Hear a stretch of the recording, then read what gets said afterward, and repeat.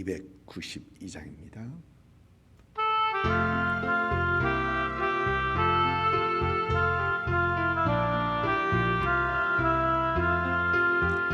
주 없이 살 수 없네 죄인의 구주여, 그 귀한 법의 피로 날 구속하소서. 그 주의 사랑으로 흘리신 보혈이 내 소망 나의 위로 내 영광 됩니다. 아멘.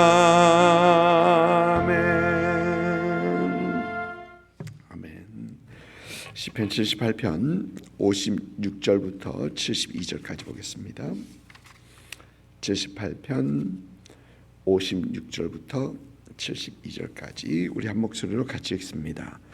그러나 그들은 지존하신 하나님을 시험하고 반항하여 그의 명령을 지키지 아니하며 그들의 조상들 같이 배반하고 거짓을 행하여 속이는 활같이 빗나가서 자기 산당들로 그의 노여움을 일으키며 그들의 조각한 우상들로 그를 진노하게 하셨음에 하나님이 들으시고 분내어 이스라엘을 크게 미워하사 사람 가운데 세우신 장막 곧 실로의 성막을 떠나시고 그가 그의 능력을 포로에게 넘겨주시며 그의 영광을 대적의 손에 붙이시고 그가 그의 소유 때문에 분내사 그의 백성을 칼에 넘기셨으니 그들의 청년들은 불에 살라지고 그들의 처녀들은 혼인 노래를 들을 수 없었으며 그들의 제사장은 칼에 엎드려지고 그들의 과부들은 애곡하지도 못하였도다. 그때에 주께서 잠에서 깨어난 것처럼 포도주를 마시고 고함치는 용사처럼 일어나사 그의 대적들을 쳐 물리쳐서 영원히 그들에게 욕되게 하셨도다. 또 요셉의 장막을 버리시며 에브라임 지파를 택하지 아니하시고 오직 유다 지파와 그가 사랑하는 시온산을 택하시며 그의 성소를 산의 높음같이 영원히 두신 땅같이 지으셨도다. 또 그의 종 다윗을 택하시되 양의 우리에서 취하시며 첫 양을 지키는 중에서 그를 이끌어내사 그의 백성인 야곱 그의 소유인 이스라엘을 기르게 하셨더니 이에 그가 그들을 자기 마음의 완전함으로 기르고 그의 손의 능숙함으로 그들을 지도하였도다. 아멘. 시편 78편에서 시편 기자는 하나님께서 북왕국 이스라엘 즉 에브라임을 심판하시고 그러나 유다와 유다 지파와 다윗 왕족을 택하심을 말하면서 하나님 앞에서 올바로 서 있어야 함을 교훈하고 있습니다. 시편 기자는 시편 78편에서 출애굽 사건을 많이 언급하는데 두 번이나 언급하면서 하나님께서 이스라엘을 위하여 행하신 놀라운 일들을 계속해서 말을 합니다. 출애굽은 우리 성경에서 특히 구약 성경에서 하나님께서 행하신 큰 일 중에 하나. 그러니까 하나님께서 이스라엘을 위하여 대표적으로 하신 일이 무엇인가라고 하면은 당연히 출애굽 사건, 출애굽입니다. 지난 우리가 읽지는 않았지만 토요일 말씀에서 보니까 애굽에서 행하셨던 지난 토요일 날 우리가 살펴봤네요. 애굽에서 행하셨던 그 10가지 재앙 그리고 홍해를 건너게 하신 홍해를 지나게 하신 그 사건 반석에서 물을 냈던 사건을 얘기했었고요. 또 천사들의 음식인 만나를 먹게 하셨다라고 하나님께서 말씀하셨고 또 바람을 불어 메추라기 떼를 고기를 먼지같이 내리게 하셨다라는 어떤 그런 얘기를 했던 것을 봅니다. 또 우리가 살펴보진 않았지만 어제 말씀인 그 묵상 내용을 살펴보면은 애굽에서 행했던 그 10가지 재앙들을 말하고 또 홍해에서 이스라엘을 구원하셨던 것들을 말씀하시고 그러나 적들은 수장되었던 것 바로의 군대가 수장되었던 것이죠. 그리고 그들을 시내 산으로 인도하셨고 결국은 약속의 땅까지 들어가셔서 거기서 기업 땅을 분배하셨던 것까지 이렇게 쭉 출애굽부터 가나안 땅에 들어가고 정복하고 그들이 정착하기까지 쭉 말을 합니다. 왜 시편 기자는 왜 출애굽부터 시작해서 40년 광야 생활 그리고 가나안 땅 정복 그리고 거기서 땅을 분배해서 거기서 정착하는 것까지 이렇게 집중적으로 말하고 있을까 생각해 보면 그 이유는 이 모든 것이 하나님의 권능, 하나님의 위대하심, 지존하신 하나님을 또 하나님께서 그들의 하나님 여호와 하나님이신 것을 알려주는 사건들이기 때문에 그들이 직접 눈으로 보고 그들이 알 수 있는 사건들이기 때문에 이렇게 시편 기자는 계속해서 반복하고 하나님의 권능들을 얘기하는 것입니다. 그런데 이 사건들은 출애굽 1세로부터 출애굽 1세들이 이 사건들을 보면서 하나님의 하나님 되심을 분명히 알고 하나님을 신뢰하고 하나님을 따르고 하나님을 경외했어야 되는데 그러나 그들은 그렇지 못합니다. 그렇지 못한 뿐만 아니라 그들의 후손에게도 그 일들을 알려주지 못했던 것들에 대해서 이 시편 기자는 거기에 대한 많은 참 섭섭함, 거기에 대한 것을 말을 하고 또 이제 그 하나님에 대해서 더 말을 하면서 그 후손들에게 하나님의 크신 권능과 하나님의 능력들을 또 하나님이심을 말하기 원하는 것입니다. 출애굽 1세가 가나안 땅을 얻지 못했죠. 그런데 그러면 여호수아와 여호수아 세대는 가나안 땅을 들어갔는데 그럼에도 불구하고 하나님께서 그 가나안 전쟁에서 인도하셨고 가나안 땅을 그들에게 주셨음에도 불구하고 그들은 그 후손들에게 이 하나님에 대해서 얘기하지 못했던 믿음을 전수해주지 못했던 것을 우리는 분명 봅니다. 여호수아는 오늘 너희 중에 택하라. 너 어떤 하나님을 섬길지 그러나 오직 나와 내 집은 여호와만을 섬기리라라고 분명히 얘기하는 것 같은데도 그러나 우리가 사사기를 보면 여호수아와 그 세대가 지나간 후에 하나님을 알지 못하는 세대들이 일어났다라고 우리는 분명 봅니다. 그래서 그 세대들은 일어난 이스라엘은 하나님을 시험하고 하나님 앞에 반역하고 반항하고 명령을 지키지 아니하고 그들이 조상들이 그랬던 것처럼 하나님을 배반하고 거짓하고 거짓되이 행하고 또 우상 숭배를 하고 오늘 말씀 56절부터 57절까지가 그 내용입니다. 그러나 그들은 지존하신 하나님을 시험하고 반항하여 그의 명령을 지키지 아니하였다. 그들의 조상들 같이 하나님을 배반했고 거짓 행하였고 속이는 활같이 빗나갔다. 거짓 행하니 속이는 활이라는 건 맞지 않는다는 얘기죠. 정확하게 맞지 않는다는 얘기죠. 자기 산당들로 자기 산당들입니다. 그러니까 각각 산당들 우상 숭배하는 것들을 세웠고요. 그러면서 하나님의 노여움을 일으키며 조각한 우상들로 그를 진노하게 하였다. 그들이 참 하나님을 모르는 백성들이 이런 삶을 살았다라고 얘기합니다. 물론 오늘 읽진 않았지만 40절 뒤에 조금 올라가 보면은 그들이 하나님을 반항한 것이 몇 번인가 이거 한탄하는 내용이죠. 하나님을 반항한 것이 몇 번인가 하나님을 거듭 시험했다라고 합니다. 하나님을 기억하지 않았다라고 합니다. 여기서 기억하지 않았다는 얘기는 지난 토요일에 살펴본 것처럼 거기는 의도적인 면이 분명히 있었다라는 것입니다. 이런 이스라엘을 하나님께서 심판하시는데 59절 보니까 하나님이 들으시고 분내어 이스라엘을 크게 미워하사 여기서 미워하셨다. 근데 이 미워했다라는 걸 영어 성경에 보니까 rejected completely 그렇게 번역하고 있습니다. 그래서 현대인의 성경에서는 하나님께서 그들을 완전히 버리셨다라고 합니다. 그리고 보면 사람 가운데 세우신 장막 곧 실로의 성막을 떠나셨다라고 합니다.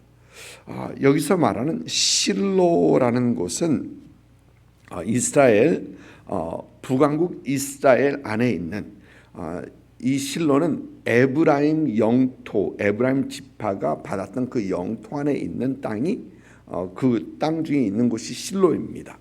그리고 실로는 이스라엘의 예배의 중심지가 됐는데 여호수아 때부터 사무엘 선지자 때까지 실로의 하나님의 장막과 이 언약궤가 그곳에 있었습니다. 여러분 우리가 기억하는 건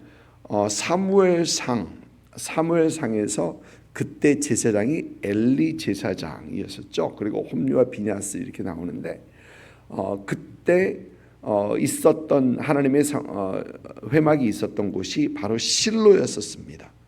이렇게 실로는 굉장히 중요한 하나님의 이 장막과 하나님의 법궤가 있었던 굉장히 중요한 하나님의 예배하는 장소인데 보면 하나님께서 실로의 성막을 떠나셨다. 이스라엘을 떠나셨다는 얘기입니다.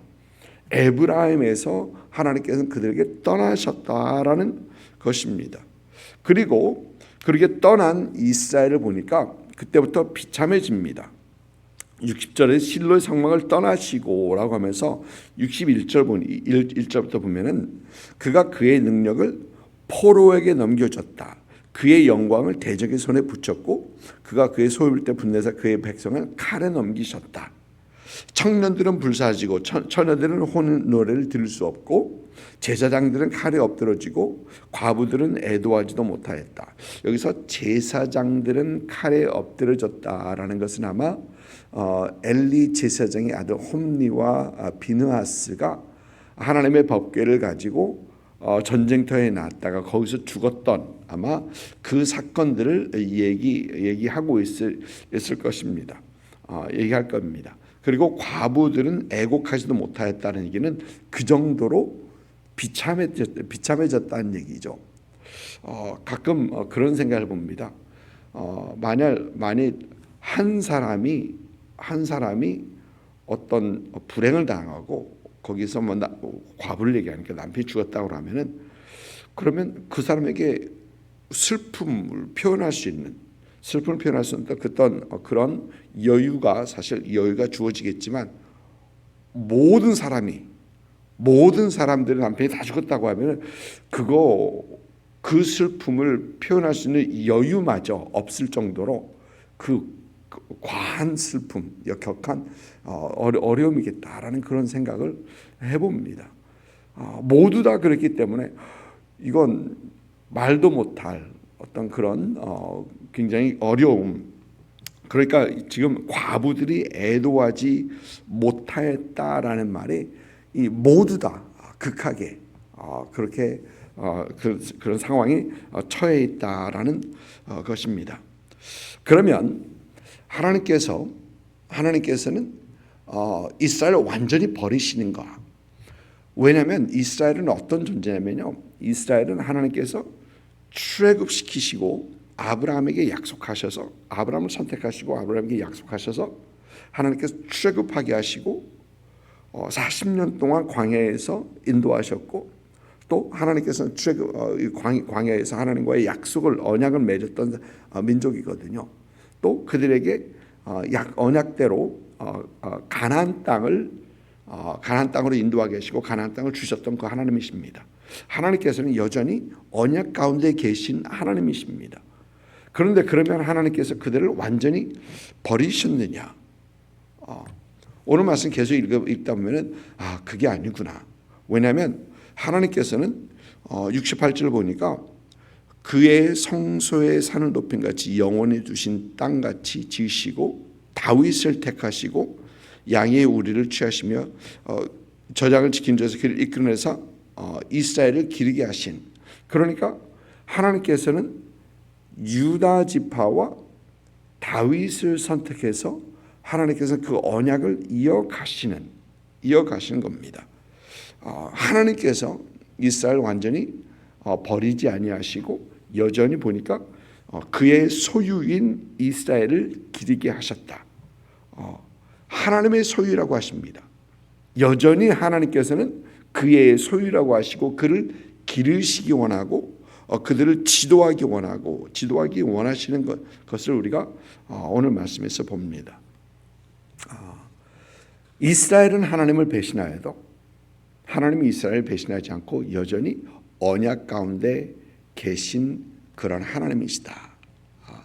여러분 요즘 이스라엘과 이란과의 전쟁, 사실 이란이 그렇게 큰 소리를 쳤는데 미국에서 그 B2 밤어를 띄워서 딱 미국의 어떤 모든 힘도 아니죠.